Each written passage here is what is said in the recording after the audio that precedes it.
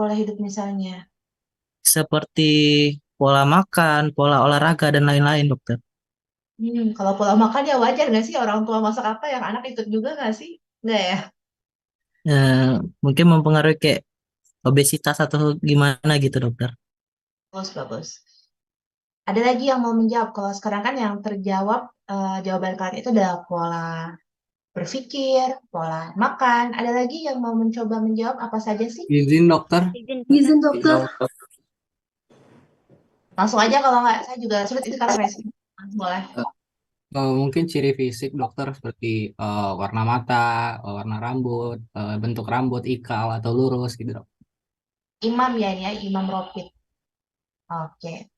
Ya, terima kasih atas pendapat-pendapatnya. Jadi secara umum sebetulnya kalian sudah memahami dan mengetahui bahwa yang diwariskan, pola pewarisan sifat itu adalah baik karakteristik yang bisa kita observasi, contohnya penampilan fisik atau phenotype, maupun yang tidak bisa diobservasi, contohnya golongan darah, ataupun yang tadi traits atau behavioral traits dari seorang anak. Tapi perlu dipahami bahwa dalam pewarisan sifat ini ada banyak polanya, tidak hanya melulu adalah murni diwariskan melalui genetik, tapi juga ada yang sifatnya percampuran antara faktor genetik dan faktor lingkungan yang tadi disebutkan oleh salah satu teman kalian. So, kita mulai aja. Kuliah hari ini adalah tentang how things are being passed on from our parents to the offspring. Legacy atau patterns of inheritance. Outline kuliah saya nggak akan lama, walaupun slide-nya mungkin ada 40-an slide, tapi outline-nya cuma dua nih, deh. Ada Mendelian inheritance dan ada yang non-Mendelian inheritance.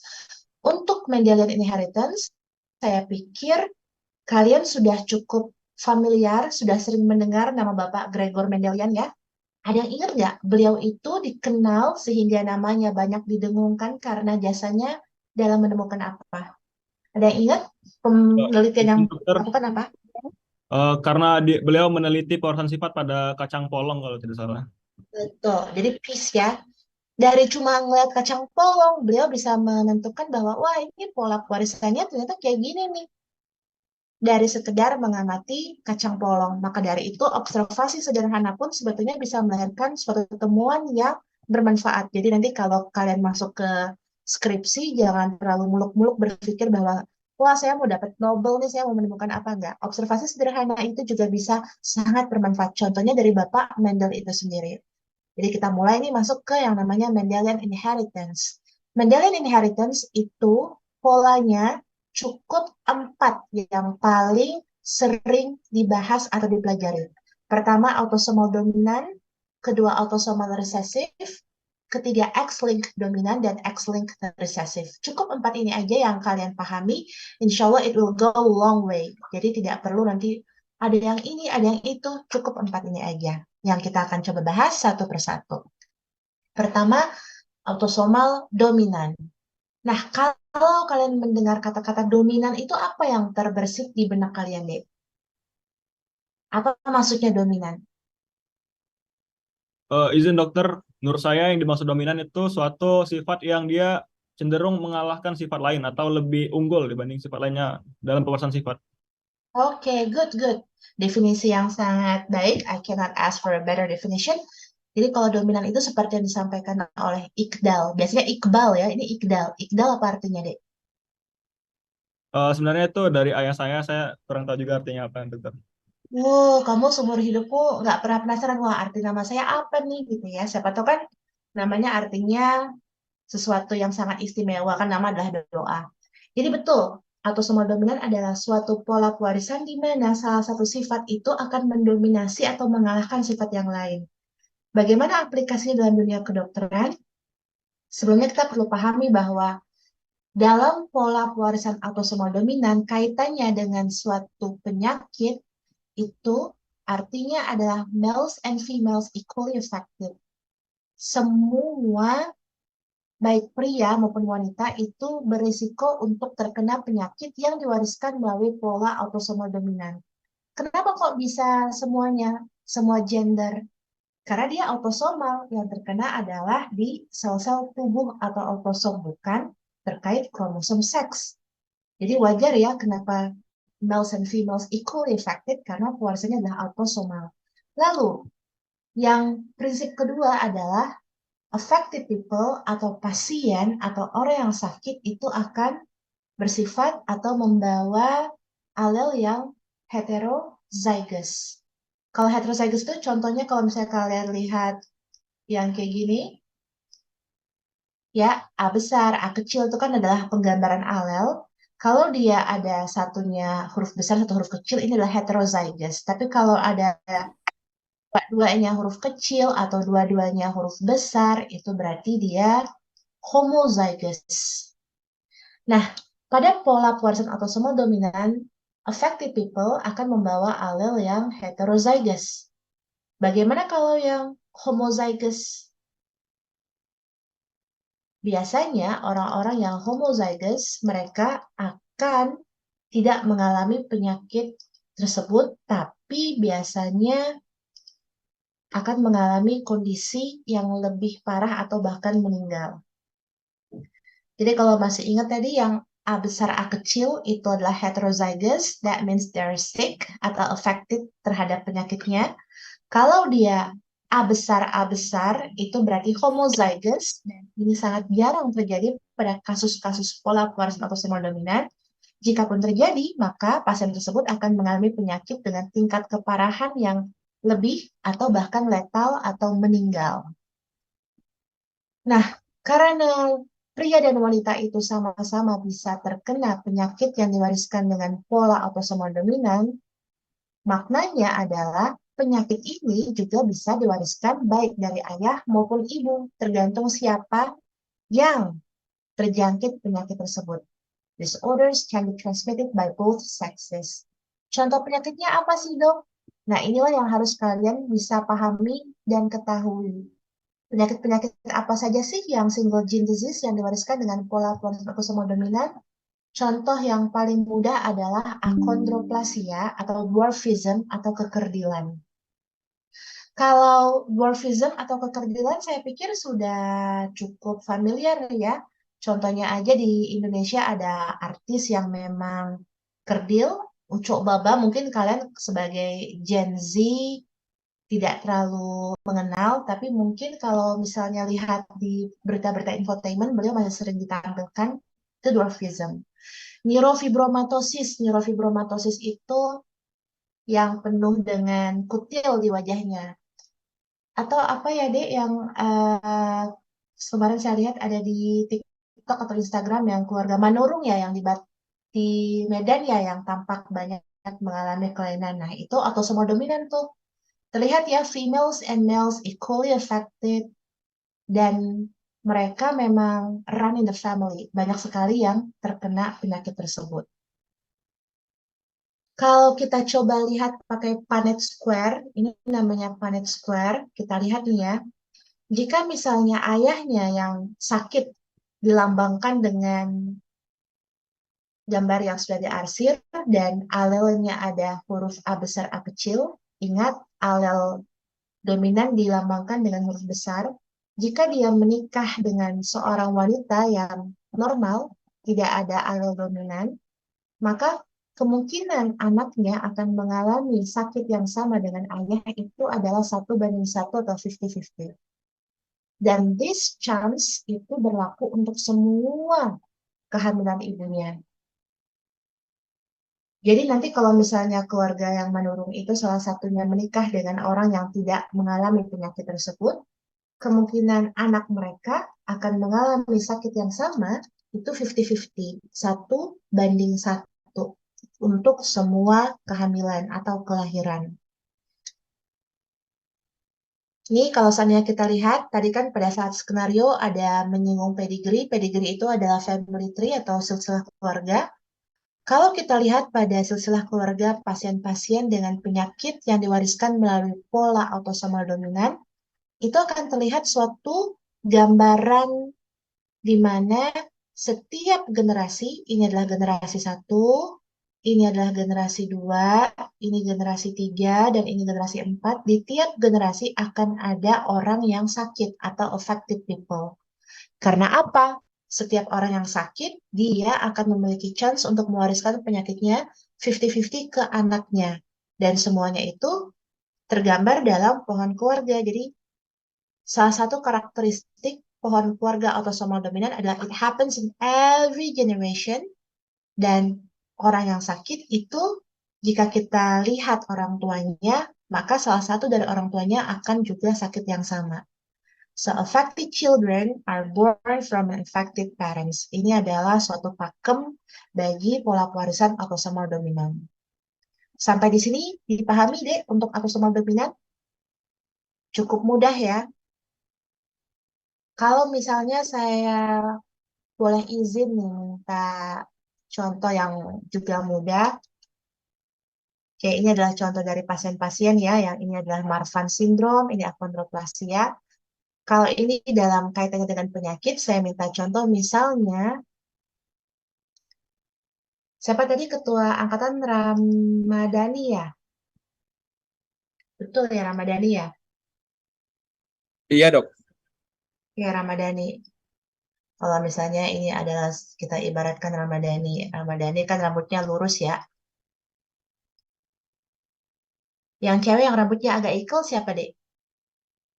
Saya nggak bisa lihat, kalau di ruang kelas bisa lihat nih. Coba deh yang aku dulu yang rambutnya agak ikal-ikal gimana? Nggak ada?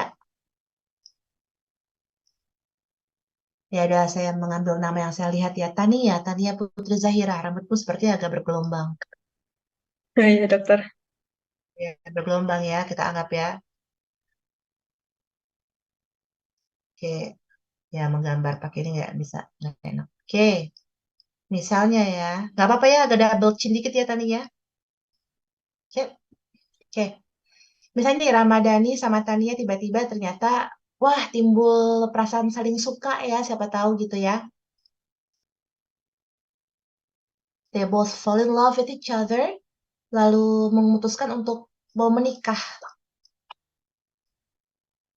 Nah, kalau nikah biasanya kalau Allah kasih rezeki punya anak gitu ya. Kalau misalnya mereka berdua menikah, terus kalian semua hadir nih ke acara kondangannya mereka berdua. Bukan menikah ya, pada saat mereka udah punya anak, akikahan gitu ya kalau di Islam. Penasaran tuh misalnya, anak kalian rambutnya lurus kayak si Ramdhani atau rambutnya ikal kayak Tania. Kita ibaratkan rambut yang lurus itu adalah yang hurufnya besar, L besar. Kira-kira anak si mereka berdua ini bakal rambutnya ikal atau rambutnya lurus deh?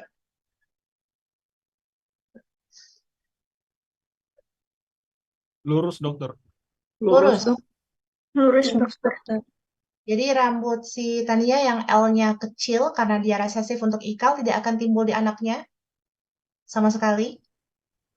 50-50 dok. Oh, 50-50, Apakah Dok. anaknya akan kalau misalnya terus satunya begini? Atau gimana? Gelombang kayaknya, Dok. Gelombang ya. Gelombang cinta. Gimana nih? Jadi gelombang apa lurus? Ada 3 Gelombang. kemungkinan. Lurus, ikal, Dominan dan ya. Nih. Apa pilihan anak mereka?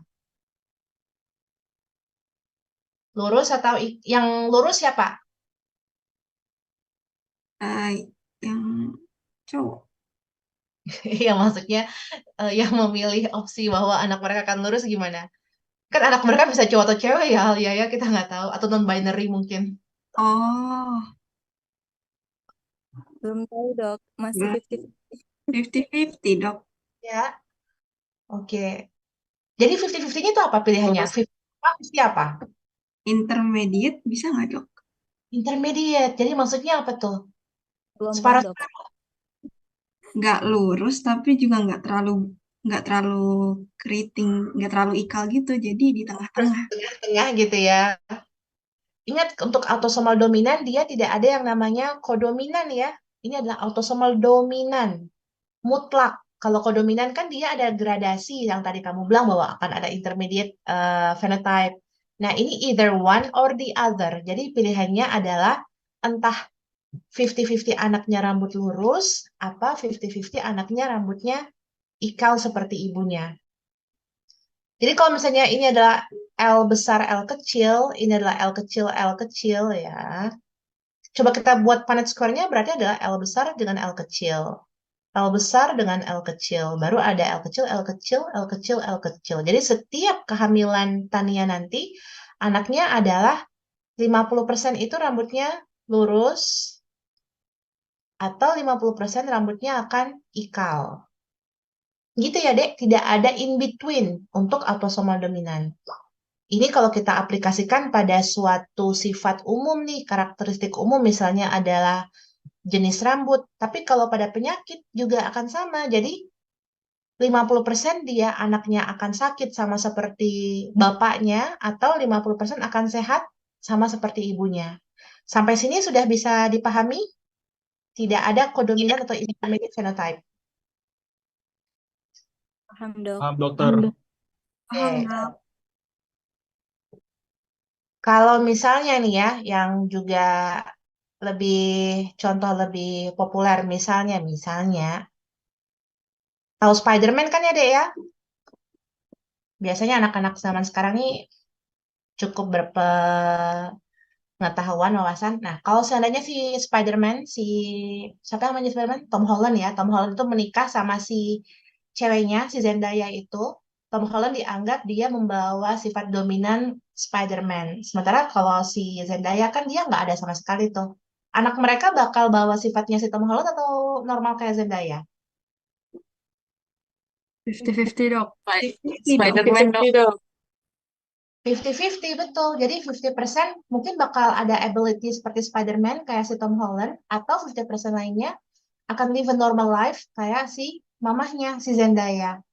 Jadi itu adalah prinsip utama dalam autosomal dominan. Kalau salah satu orang tuanya adalah yang sakit, affected, maka jelas dia akan mewariskan ke anaknya 50-50. Dengan catatan istrinya atau pasangannya normal ya. Kalau menikah sesama yang sakit tentu Punnett square-nya ini akan berubah, tidak lagi 50-50. Jadi nanti kalau soalnya di ujian tuh diamati ya, dia menikah dengan orang yang juga sama-sama sakit atau menikah dengan orang yang sehat. Nanti pada saat real life praktek sebagai dokter pun juga diamati menikahnya dengan sama sakit atau dengan yang sehat. Oke, paham ya Dek ya? Sejauh ini autosomal dominan mudah-mudahan cukup dipahami. Sekarang kita lanjut ke yang namanya autosomal recessive. Nah, autosomal resesif nih berkebalikan dari autosomal dominan. Kalau tadi dominan tuh cukup satu aja alel dominan muncul, wah udah langsung manifest nih penyakitnya atau sifat karakteristiknya. Sementara kalau resesif, it takes two to tango. Harus ada dua alel, baru dia manifest. Oke, kita lihat. Dok, kalau misalnya harus ada dua alel, apakah akan ada preferensi jenis kelamin? Tidak. Lagi-lagi kita kembali ke istilahnya autosomal. Dia mengenai sel-sel tubuh. Jadi, baik pria maupun wanita bisa terkena penyakit ini. Lalu kalau yang autosomal dominan tadi, orang-orang yang sakit membawa alel heterozygous. Bagaimana dengan orang-orang yang sakit dengan pola polisip autosomal resesif? Mereka membawa alel yang sifatnya homozygous. Jadi kalau misalnya tadi ini adalah affected people di autosomal dominan pattern, begitu masuk ke autosomal resesif, mereka adalah carrier. Yang gini carrier ya. Kalau yang sakit adalah yang homozygous, A kecil. Yang dianggap sehat adalah yang A besar. Ini adalah simbolisasi aja ya Dek ya, tapi mudah-mudahan bisa dipahami. So this carrier harus menikah dengan sesama carrier baru bisa ada chance anaknya menderita penyakit menderita penyakit yang diwariskan dengan autosomal recessive. Oke. Nanti kita coba pakai contoh biar lebih enak. Lanjut.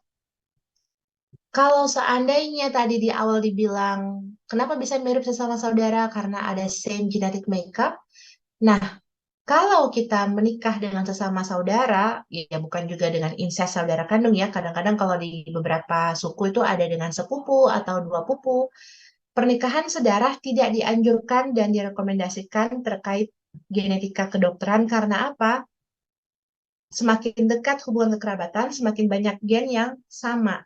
Berarti chance untuk sesama carrier untuk menikah itu menjadi besar. Kalau sesama carrier menikah, maka bisa menimbulkan penyakit pada anaknya. Kalau pola penyakit tersebut adalah autosomal recessive. Contoh penyakit yang diwariskan dengan pola pewarisan autosomal resesif adalah yang paling sering itu thalassemia. Thalassemia, mudah-mudahan sudah banyak yang paham bahwa ini adalah suatu kelainan darah di mana ada kegagalan pembentukan rantai alfa dan rantai beta globin. Sehingga biasanya keluhan pasien adalah HB-nya selalu rendah. Thalassemia ini tidak selalu mutlak bahwa parah, harus transfusi. Ada juga thalassemia yang sifatnya minor. Jadi mereka keluhannya paling hanya anemia ringan. Nah, lalu contohnya selain thalassemia adalah congenital adrenal hyperplasia, cystic fibrosis, dan juga Friedreich ataxia. Oke. Kita lihat kalau tadi ada Punnett square di autosomal dominan, ini adalah Punnett square di autosomal recessive. Terlihat beda ya, Dek ya?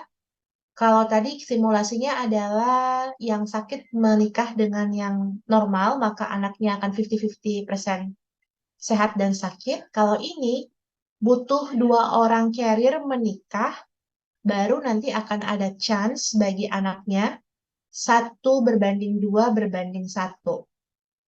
Artinya 25% akan sehat, 25% akan sakit, dan 50% akan menjadi carrier, sama seperti si orang tuanya. Oke, sejauh ini bisa dipahami ya, Dek?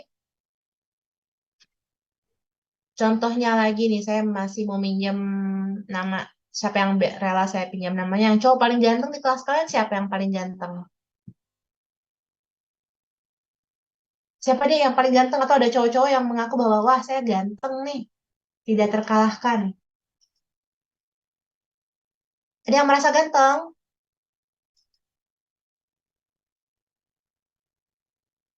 Wah, nggak ada nih. Yang cewek, menurut kalian siapa yang paling ganteng? Saya minta 1 nama. Izin dok, Eza.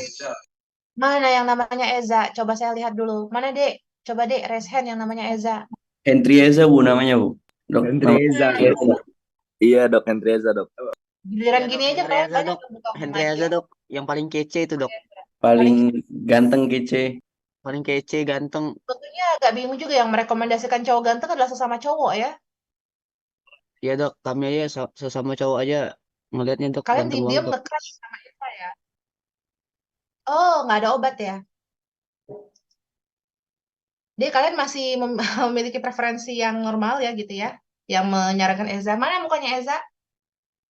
Eza on cam, Eza. Wah, ketahuan Eza nggak on cam. Saya aja rela on cam. Katanya belum mandi, dok. Belum mandi. Ya ampun. Dia mungkin boleh ya didisiplinkan diri ya. Mau online, mau offline. Tapi mungkin Eza adalah itu ya, penganut paham si Greta ya. Adalah save the environment, save water, hemat air. Jadi saya nggak bisa lihat Eza, yang bisa lihat di layar saya sekarang. Mohon maaf nih, Husin Abid nih. Yang terlihat di layar. Kamu Iya, ganteng nggak, Husin? biasa aja Dok. Biasa aja. Gimana kamu mau percaya diri mendekati cewek-cewek? Gak gitu Dok, Ya, sukses ngerapin aja Dok. rambut ya. Biasa kalau cowok. Udah juga ya, oke. Ya, saya pinjam ya, Husin ya. Ya Dok. Oke, oke, Husin. Husin ini pasti ini... rambutmu kenapa kayak ada di sini? Maaf. Oke, Husin, pilih cewek di kelasmu. Atau ada cewek yang rela untuk dijodohkan dengan Husin?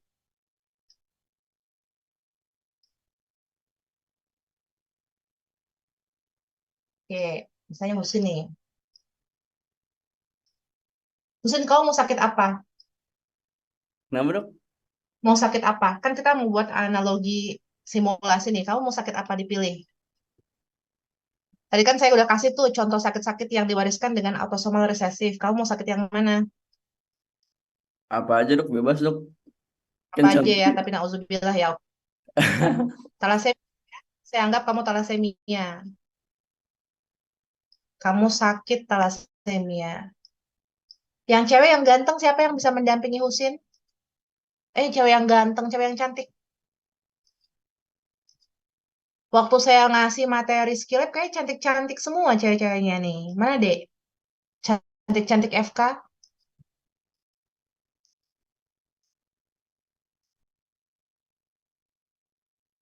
Nggak ada yang merekomendasikan diri?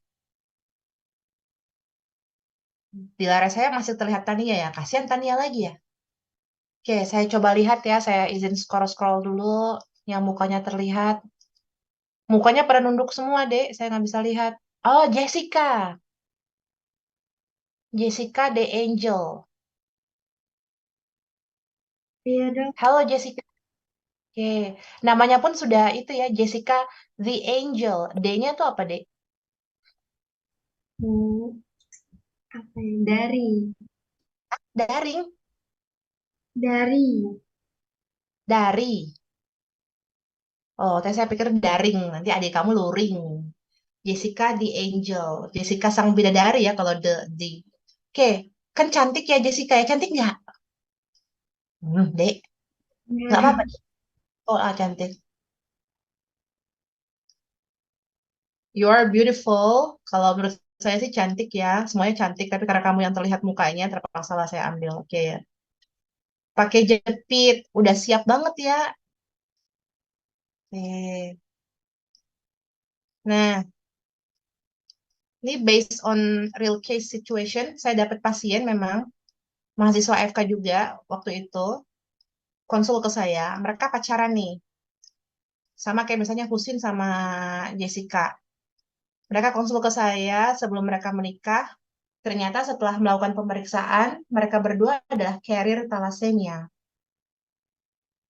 Kalau seandainya Husin dan Jessica, dua-duanya adalah carrier thalassemia, lagi-lagi berpacaran, ingin melanjutkan ke jenjang yang lebih serius, dan konsultasi ke kalian sebagai dokter, dan kalian tahu bagaimana pola pewarisan autosomal resesif, apa saran kalian sebagai dokter? Saran profesional.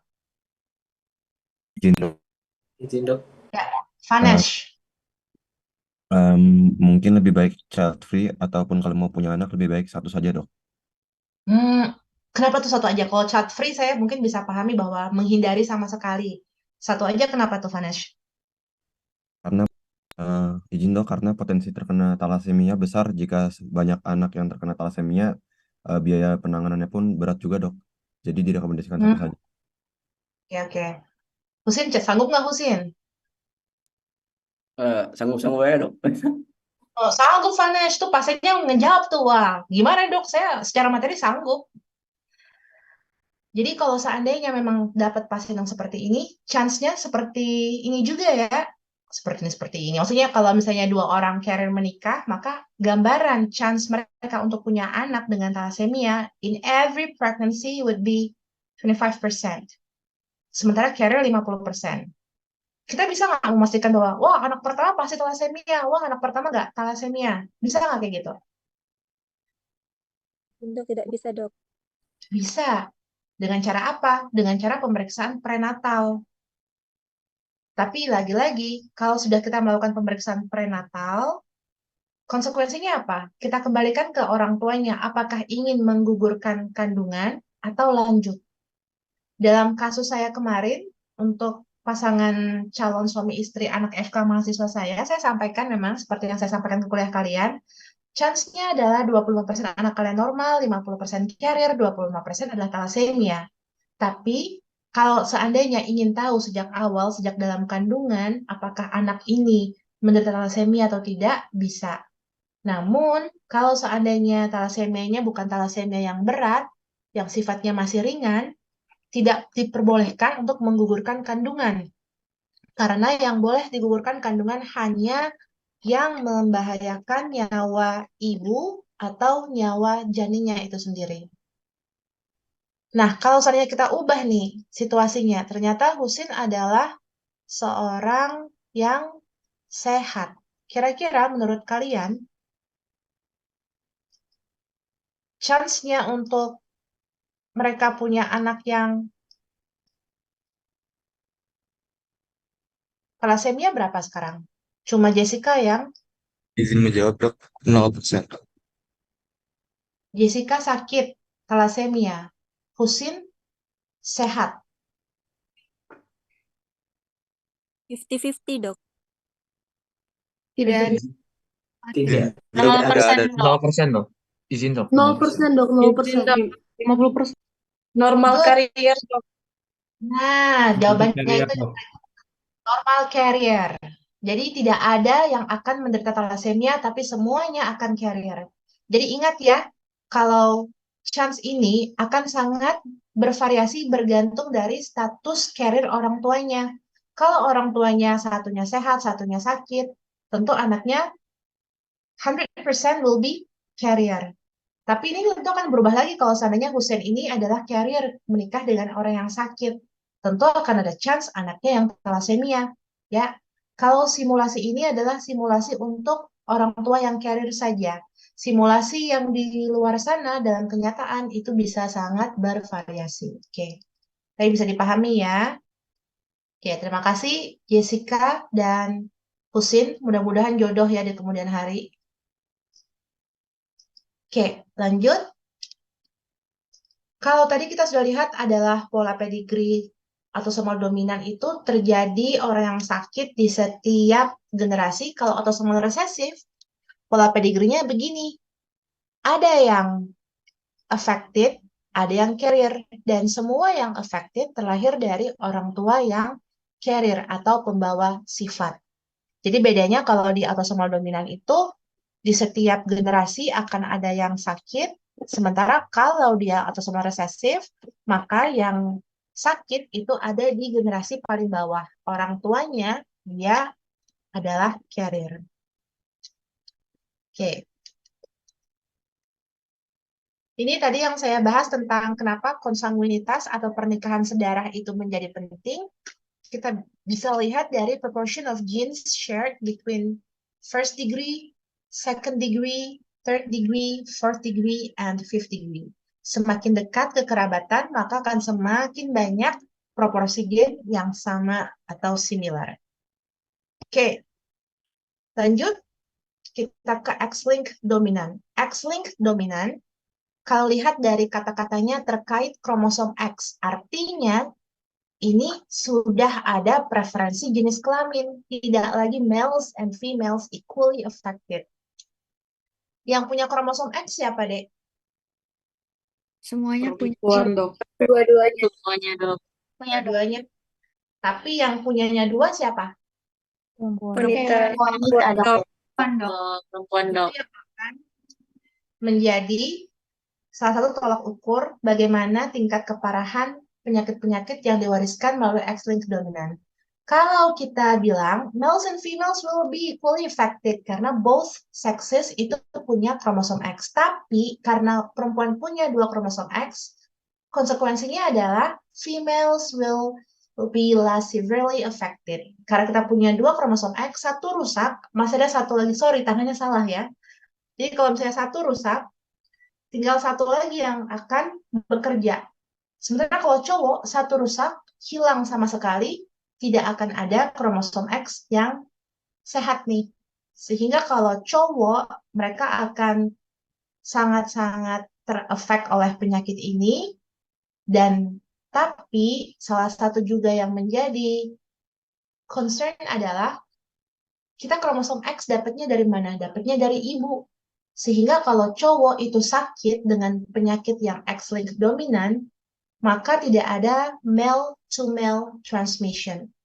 Artinya apa? Ayah yang sakit tidak akan mewariskan penyakit ini ke anaknya. Sementara ibu yang sakit baru bisa mewariskan penyakit ini ke anaknya. Contohnya apa? Penyakitnya tidak terlalu lazim dijumpai, tapi tetap ada, bisa kita temui dalam kehidupan sehari-hari, contohnya inkontinensia pigmenti dan Rett syndrome. Inkontinensia pigmenti ini adalah suatu keadaan di mana penuh bercak-bercak dalam tubuh seseorang, jadi kayak banyak banget apa namanya dek, tompel ya kalau orang awam ngomongnya, jadi bercak-bercak di seluruh tubuh, itu akibat pigmen yang tidak bisa dikendalikan atau diregulasi. Lalu untuk Rett syndrome ini adalah suatu kondisi kelainan yang mempengaruhi intelektualitas seseorang, jadi ada disabilitas intelektual. Oke, ini adalah contoh dari Punnett Square jika ibunya yang sakit. Kalau ibunya yang sakit, maka anaknya 50-50 bagi cowok maupun cewek. So affected female will transmit the mutation to half her sons and half her daughters. Jadi kalau anaknya cowok 50-50 akan sakit, anaknya cewek 50-50 juga akan sakit. Sementara kalau yang kenanya bapak-bapak ini kan dia nggak akan mewariskan kromosom X ke anak cowok, karena anak cowok cuma dapat kromosom X dari ibu. Akibatnya apa? Semua anak ceweknya akan terkena, tapi anak cowoknya akan sehat walafiat. Jadi perbedaannya ini ya, kalau X-linked dominan, yang pertama adalah females atau wanita itu tetap sakit tapi less severe, sementara cowok pasti akan sakit, dan ketika mereka mewariskan penyakit ini ke anaknya, para bapak tidak akan mewariskan ke anak cowok, tapi hanya mewariskan ke anak cewek. Para ibu akan mewariskan secara adil, baik anak cowok maupun anak cewek. Sampai di sini saya pikir bisa dipahami. Ada yang mau ditanyakan terlebih dahulu? Atau aman? Aman ya dek, kita lanjut ke X-linked recessive. Apakah akan sama menurut kalian X-linked recessive? Apakah sama-sama males and females equally affected? Ada yang mau berpendapat?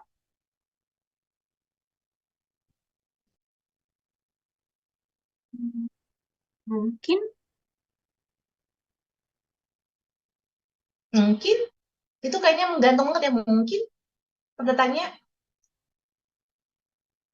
ada yang mau berpendapat lagi yang lebih berupa statement? Mungkin. Gitu misalnya ya, bukan mungkin. Ya, kita lihat ya. Kita kan mau kejar ya, supaya nggak sampai jam 5 tadi ya. Oke, nih, X-linked recessive.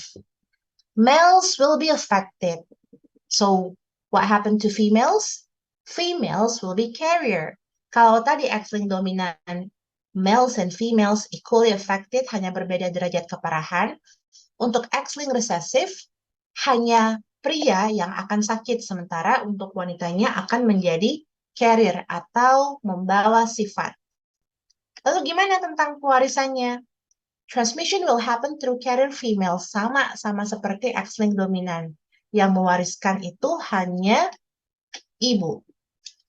No male to male transmission. Contoh penyakitnya apa? Kalau kalian ingat pada saat pemeriksaan fisik, beberapa mungkin ketemu dengan saya ya pada saat pemeriksaan fisik di Layo untuk mahasiswa baru, periksa pakai Ishihara kan teh ya.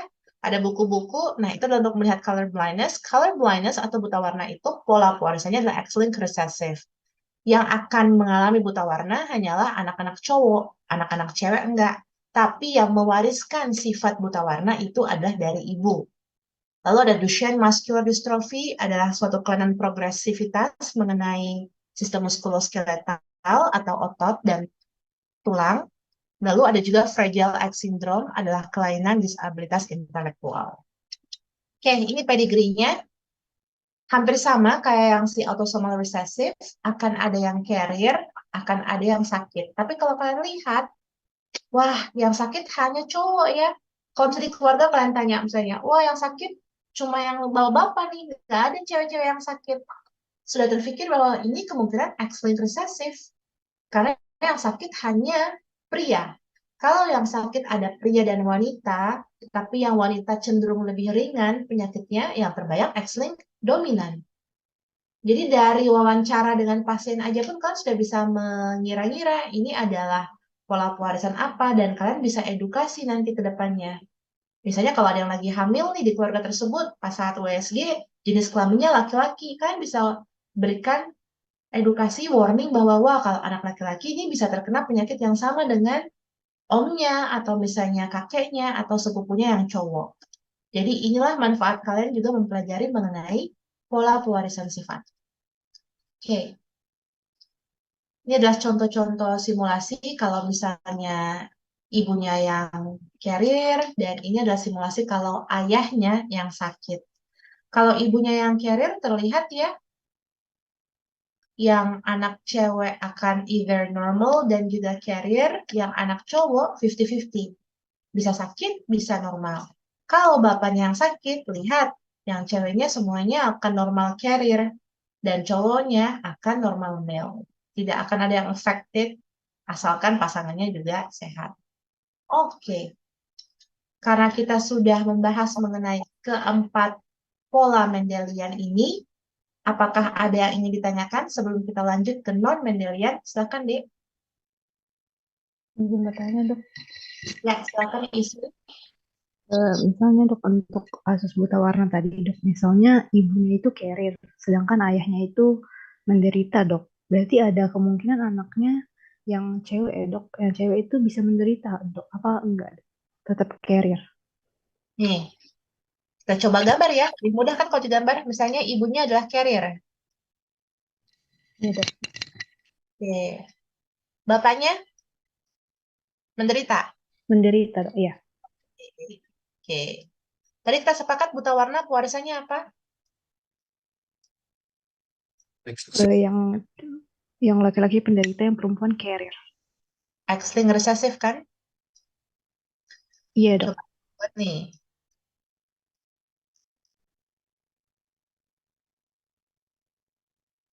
Berarti kalau untuk anaknya yang perempuan, mereka semua itu akan menjadi carrier ya, carrier buta warna. Anak laki-laki 50-50, ada yang akan buta warna, akan ada yang sehat. Tetap ya, yang si anaknya yang buta warna karena apa? Bukan dari ayahnya, X-nya, dapatnya dari ibunya yang carrier. Tapi tetap ada chance anak laki-lakinya sehat, tidak buta warna. Jadi Punnett square ini semua akan bergantung pada status orang tua. Nah, yang ini pertanyaannya misalnya, wah dok, kok double-double dia nih? Apakah dia akan buta warna? Ada rare cases atau kejadian langka di mana beberapa wanita memiliki buta warna parsial. Ini diduga akibat pola warisan yang seperti ini. Sebetulnya tidak ada buta warna pada wanita, tapi ada juga yang penyakit-penyakit langka atau kondisi langka di mana mereka mengalami buta warna. Nah, ini diduga tadi yang saya bilangnya akibat pernikahan antara wanita carrier dan juga pria yang sakit. Oke. Ada lagi yang mau ditanyakan? Izin banget. Ya, Boleh materi.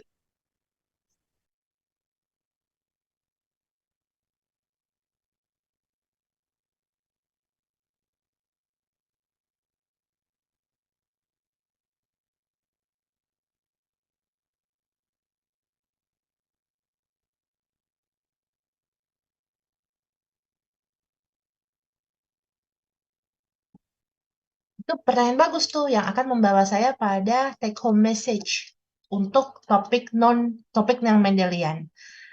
Semua perhitungan tadi ya dipanggil ya nak. Nggak tahu. Oh iya, mungkin. Ya. Sudah ya, kalau udah dipanggil dimatiin lagi ya, mute lagi ya.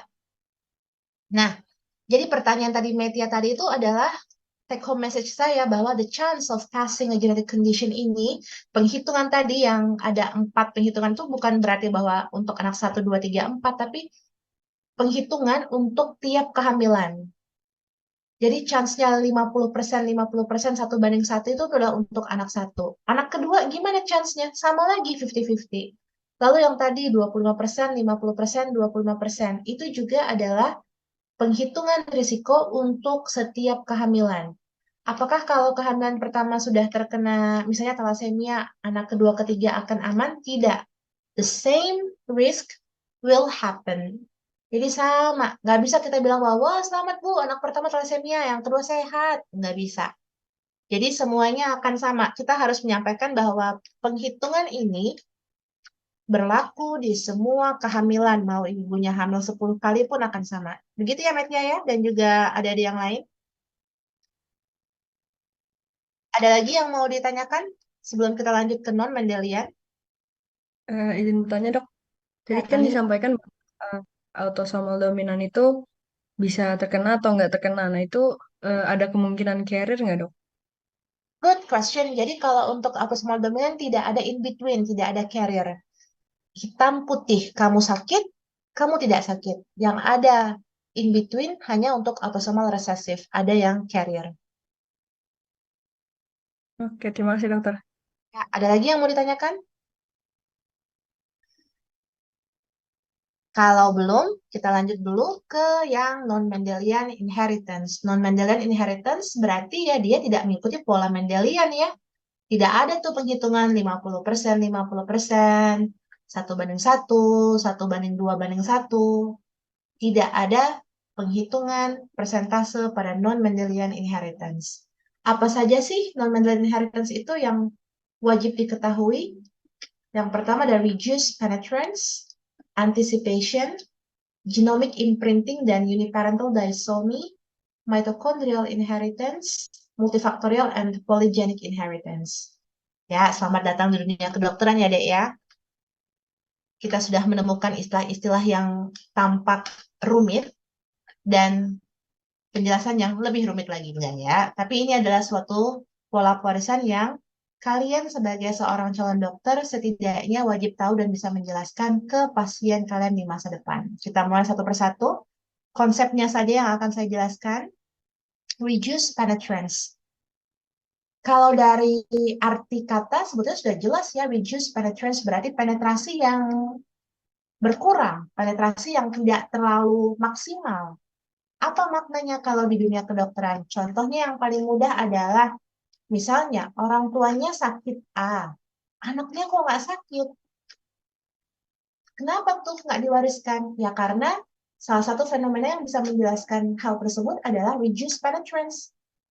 Jadi gen yang sakit yang dibawa oleh orang tuanya itu ternyata tidak bisa diwariskan maksimal ke anaknya. Potensinya menurun tuh. Itu adalah reduced penetrance. Secara definisinya, reduced penetrance itu adalah seseorang mengalami mutasi atau perubahan DNA atau gen, tapi tidak mengalami penyakitnya. So they carry the mutated gene, but they don't develop the disease. Artinya, masih ada chance orang tersebut tidak akan sakit. Contoh paling mudah adalah pada kasus-kasus kanker. Misalnya kalian pernah dengar, wah ibunya kanker payudara, tapi apakah semua anak wanitanya akan kanker payudara? Dalam real life kan tidak ya. Tidak selalu itu bahwa kanker juga. Nah, itu adalah suatu kondisi yang disebabkan oleh reduced penetrance. They carry the gene, the faulty genes, but they don't develop the disease. Karena apa dok? Kok bisa gen yang mutasi itu tidak termanifestasi? Kuasa Allah jawabnya ya, yang paling enaknya ya. Tapi mekanisme molekulernya ada dan masih kontroversi, belum terlalu bisa dijelaskan. Oke, ini konsepnya. Jadi jangan khawatir, yang saya akan share adalah konsep-konsep dari proses non-Mendelian inheritance, tidak menjelimet sampai ke detail. That's why we're moving on to the next one. Udah dapat kan adek materi tentang DNA? Ini minggu kedua ya kuliah ya? Iya nggak sih? Iya, Dok. Nah iya, Dok. banyaklah pengalaman, pengetahuan, alhamdulillah.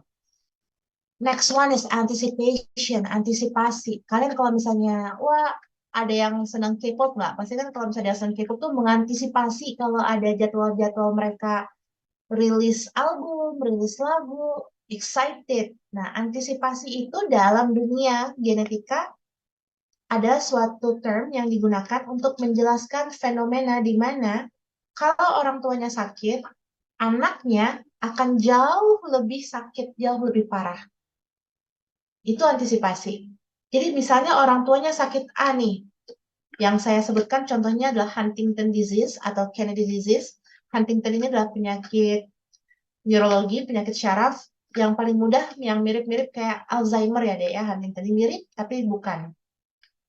Jadi kalau orang tuanya sakit Huntington disease, terkena penyakit ini di usia 50 tahun, dan derajat keparahannya tidak terlalu parah, maka anaknya bisa menderita penyakit yang sama di usia yang jauh lebih muda dan kondisi yang jauh lebih parah.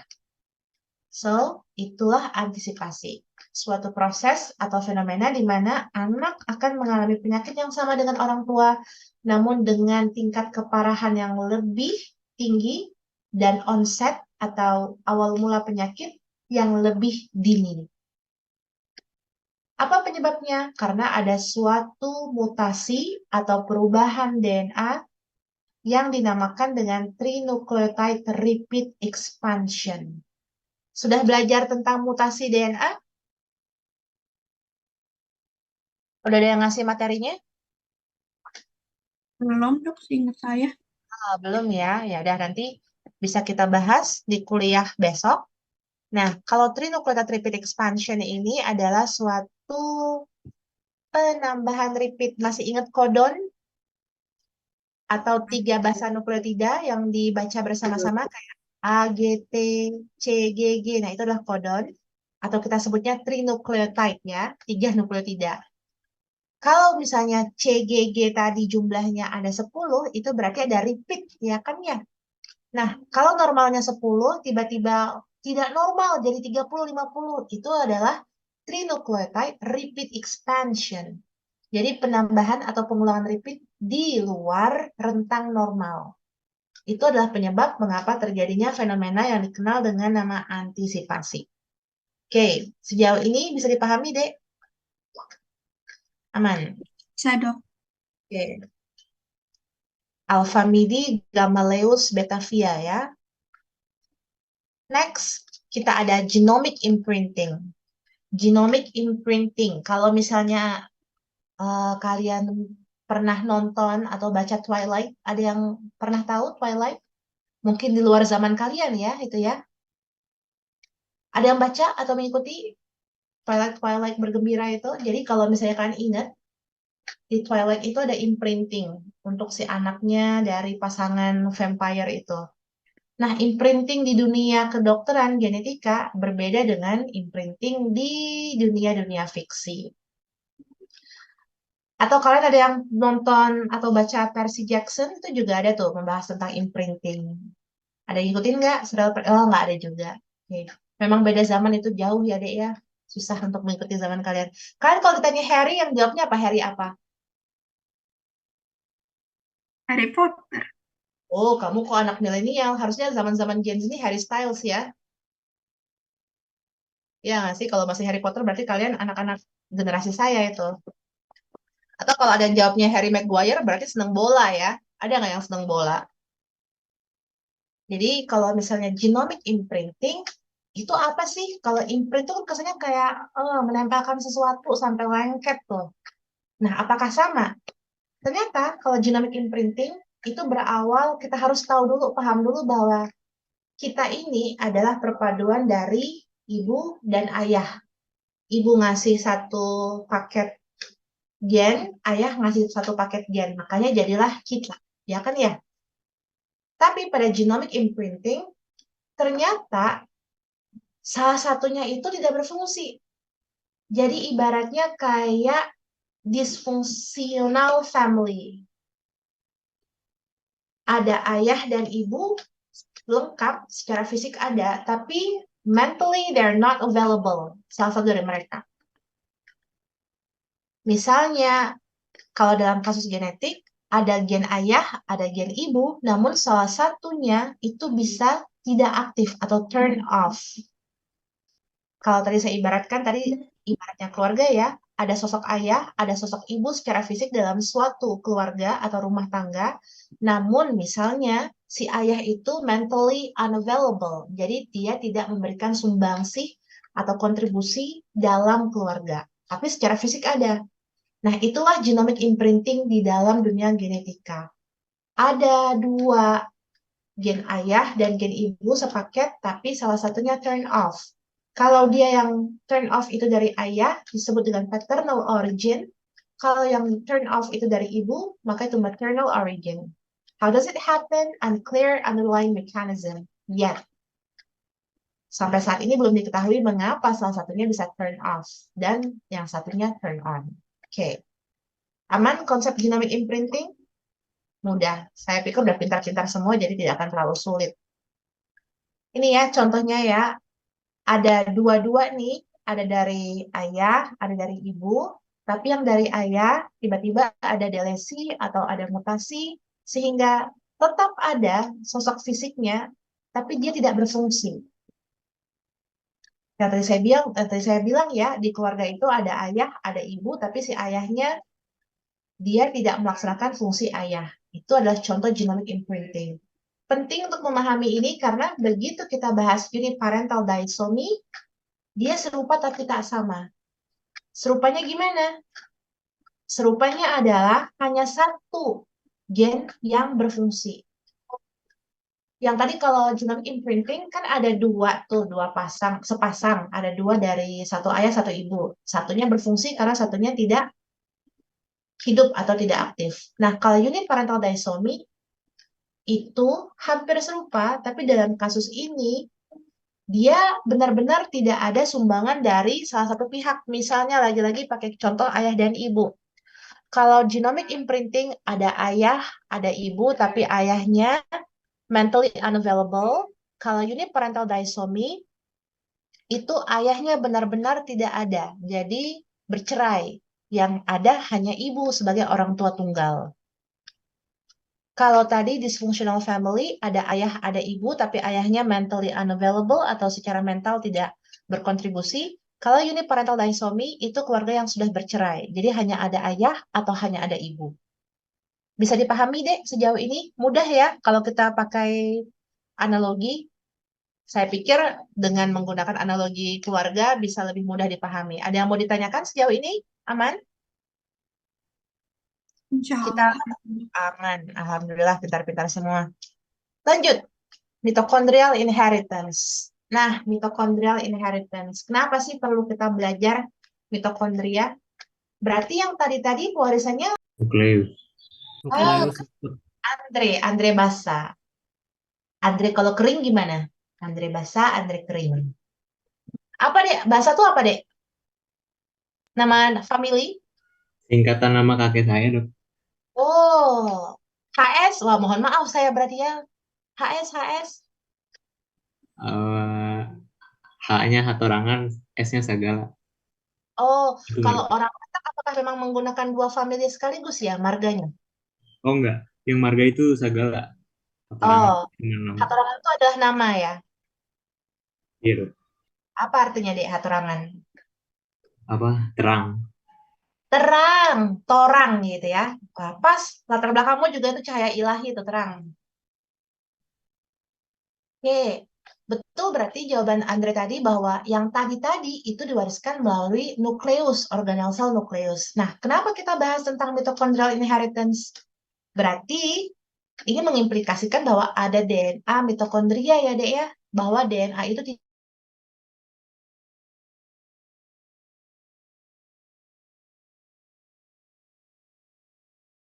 yang dijawab oleh Felicia, wah, betul. Saya boleh lurus. Sperma itu terletaknya di mana, Dek? Ada yang tahu di mana letaknya? Di leher sperma. Ekor ya, lebih tepatnya lebih because his DNA would not be passed on to the offspring, hanya DNA ibu. Oke. Contoh-contoh penyakit akibat kelainan mitokondrial inheritance ini apa? Kalau yang lama-lama dulu biasanya adalah penyakit-penyakit sindrom nih. Ada contohnya Lon, ada Melas, tapi sekarang makin ke sini makin banyak yang mencoba mengkaitkan DNA mitokondria kerusakannya dengan penyakit-penyakit umum yang baru-baru ini malah ada senior kalian, bukan senior ya, sudah jauh di atas kalian, dosen yang juga sedang ambil studi spesialis, subspesialis di pulmonologi, mengaitkan dengan kejadian TB. Jadi banyak sekali sekarang ilmu berkembang tidak hanya terbatas pada penyakit genetik, tapi juga penyakit-penyakit yang sifatnya multifaktorial. Nah, balik lagi ke gambar yang ini. Nih, kalau misalnya kalian lihat, DNA mitokondria ini diibaratkan dengan batang-batang yang berwarna orange atau ini merah yang muda atau merah yang tidak terlalu terang. Kalau semuanya orange atau merah muda, itu berarti keadaannya homoplasmi, tidak ada penyakit. Tapi once they got mutation, apakah langsung akan sakit? Ternyata tidak. Harus banyak dulu baru sakit. Itulah mengapa penyakit-penyakit yang dikaitkan dengan pola pewarisan DNA mitokondria ini sulit diprediksi kejadiannya maupun tingkat keparahannya. Sangat bergantung pada keberadaan DNA mitokondria yang rusak, persentasenya. Kalau misalnya di atas 50% nih baru sakit misalnya. Jadi kita tidak bisa secara valid mengatakan ini akan sakit kalau ibunya sakit. Tidak, bisa aja ibu sakit, anak nggak sakit. Atau sakit tapi tidak terlalu parah. Cukup rumit, tapi setidaknya kalian pahami bahwa pewarisan penyakit melalui DNA mitokondria tidak bisa kita prediksi tingkat keparahannya. Nah, yang terakhir, sebelum 11.30 kita akan selesaikan, adalah pola pewarisan multifaktorial dan poligenik. Bedanya apa? Kalau multifaktorial berarti ada lebih dari satu faktor. Kalau poligenik berarti lebih dari satu gen. Namun tidak ada interaksi faktor lain. Contoh penyakitnya apa sih? Banyak kalau multifaktorial ya. Hipertensi, lalu diabetes, lalu penyakit-penyakit kejiwaan seperti depresi, bipolar, lalu bisa juga nanti ada penyakit-penyakit seperti gastrointestinal disease. Banyak sekali, itu adalah penyakit multifaktorial. Multifaktorial artinya ada faktor risiko lingkungan, seperti misalnya pola asuh ketika usia anak-anak, dan juga ada faktor genetik yang diwariskan oleh orang tua. Jadi kalau misalnya dibilang apakah depresi itu ada faktor genetiknya, faktor keturunannya? Ada. Skizofrenia atau kejiwaan, kegilaan, ada. Hipertensi, kencing manis, ada faktor genetiknya semua. Tapi tetap ada peranan faktor lingkungan. Nah, inilah yang sekarang menjadi tren penelitian untuk mencoba mengidentifikasi apa saja kandidat gen yang menyebabkan penyakit-penyakit tertentu. Bahkan sampai ke selingkuh deh ada penelitiannya. Ada nggak gen selingkuh? Tapi bukan berarti kita harus justifikasi, sorry, I cheated because I have that in my genes. Nggak boleh juga gitu ya. Keturunan kok selingkuh? Nggak boleh. Kekerasan, agresivitas, juga ada gen untuk kekerasan itu sendiri. Tapi lagi-lagi, kita adalah manusia yang dibekali dengan kemampuan berakal dan free will dari Tuhan. So everything that we do, itu sebenarnya konsekuensi dari apa yang kita pilih untuk lakukan. We cannot just langsung blatantly blame the genes that we carry. Jadi semua hal yang kalian lihat di dunia kedokteran ini, baik traits yang terukur dan tidak terukur, ada faktor genetiknya. Kalian misalnya lebih suka, ada yang tahan kopi, ada yang nggak tahan kopi, itu juga ada gennya. Those who don't like veggies, yang nggak suka sayur karena pahit, itu juga ada gennya. Tapi lagi-lagi, kita kan bisa menentukan, tahu sayur sehat, ya pahit-pahit dikit nggak tahan, nggak apa-apa. Laktos intoleran, susu juga ada. Kalian suka misalnya berkesenian, minat dan bakat, itu semuanya juga ada kalau ditelusuri ada dalam gen. Karena saya sehari-hari juga bekerjanya dealing with that kind of stuff. Jadi, it's safe to say kalau semua traits itu ada strong genetic factors. Nah, take home messages baik dari Mendelian dan non-Mendelian adalah genetic affects every aspects in life. Semua aspek kehidupan dalam dunia kedokteran dan kesehatan itu ada genetic factors-nya. Tingkat kesembuhan seseorang, ada faktor genetiknya. Respon seseorang terhadap pengobatan, ada faktor genetiknya. Kecenderungan menderita suatu penyakit, ada faktor genetiknya. Dan faktor genetik tersebut diwariskan melalui pola-pola pewarisan sifat, baik Mendelian maupun non-Mendelian. Baiklah, terima kasih banyak atas perhatiannya. Silahkan jika ada yang ingin didiskusikan.